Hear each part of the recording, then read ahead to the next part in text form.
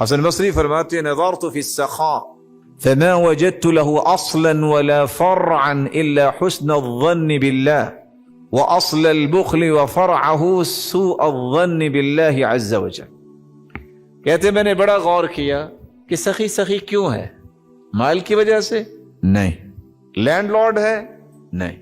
بڑے بڑے land lord اس وقت موجود ہیں, بڑے بڑے مربوں کے مالک, ان کی قسمت میں یہ بھی نہیں ہوتا کہ اچھا لباس پہن لیں. زندگی شرمندگی. کتنے مالدار ہوں گے, ساری زندگی اپنی اولاد کو بھوکا مار دیں گے مال جوڑتے جوڑتے.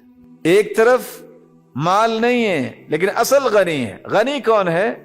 لیس الغنى عن کثرة العرب ولكن الغنى غنى النفس. دل غنی ہونا چاہیے. بعض لوگوں کی جیب میں کچھ نہیں ہوتا مسکرا رہے ہوتے ہیں, بعض لوگوں کی جیب بھری ہوتی ہے اور گھر میں پڑا ہوتا ہے, ان کو خوف ہوتا ہے یا اللہ کچھ اور ہی نہ پہ جائے. یہ کیا ہے؟ مال کے نوکر, مال کے غلام.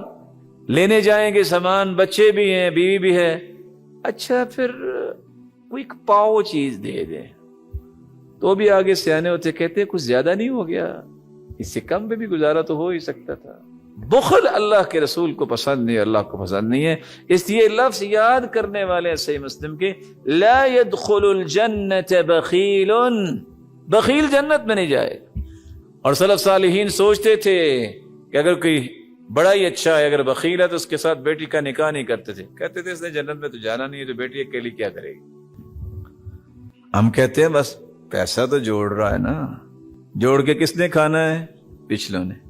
آپ صلی اللہ علیہ وسلم نے یہی سمجھایا تھا کہ لوگوں تمہیں بعض کو اپنے وارثوں کا مال پسند ہے, اللہ کے رسول کسی کو بھی وارثوں کا مال پسند نہیں ہے.